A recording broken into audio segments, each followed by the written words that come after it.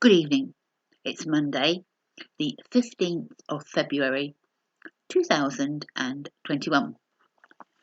Book for the day: Human Crossings, 9 stories about refugees.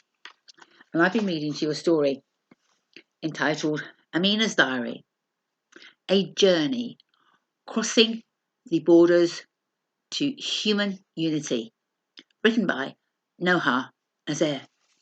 And we'd reached the part in the story where Noha and Rubina have been separated, and Noha finds herself back at Idomeni camp.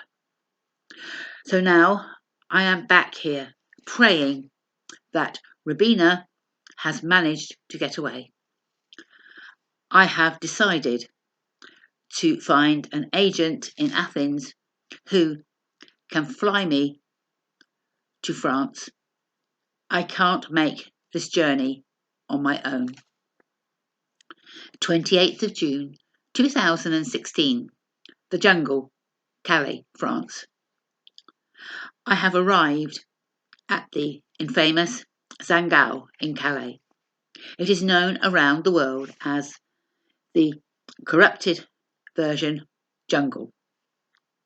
Jungle is in fact an Afghani Pashto word that means forest. I arrived this morning after days of walking from Paris. My flight from Athens to Paris on my fake passport was cleverly organised by Gabriel. I wished I could have flown direct to the UK, but he could only get me a Schengen entry port. He was a good agent. It cost me $1,500, a good price. The French CRS Police guard the jungle. They stopped me and asked me for my papers. I am ready for their hostility. I have run into these before. They speak maliciously. Why is it so personal with them? What prejudice drives them? I look into their eyes. They must have families too. They must have moments of vulnerability. A wave of compassion flows between me and them. They have been given orders. They are obeying. They are conditioned to hate me. It is not their fault. I take a step back and patiently wait until they let me pass. They wave me towards the end of the winding road that leads to the tent city. I check in at the Women and Children's Centre, Jules Ferry. I saw fellow Sudanese men gathering in the woods next to the tent city. They are making phone calls on their mobile phones and hanging out their washing. They are bored. I dare not speak with them. I keep my eyes down. I entered the makeshift streets that I have heard so much about. Heaps of heels, baby shoes, abandoned teddy bears, and soaked duvets line the rubbish-strewn, muddy paths.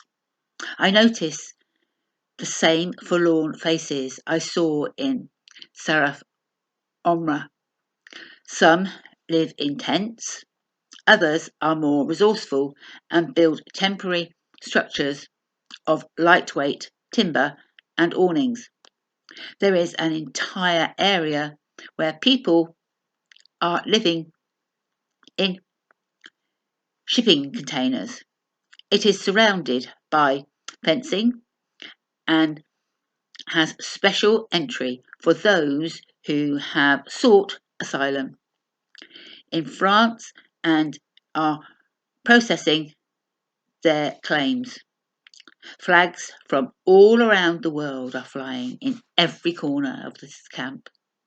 Sudan, Iran, Pakistan, Kurdistan, Afghanistan, Syria, Egypt, Eritrea, Ethiopia, and many more.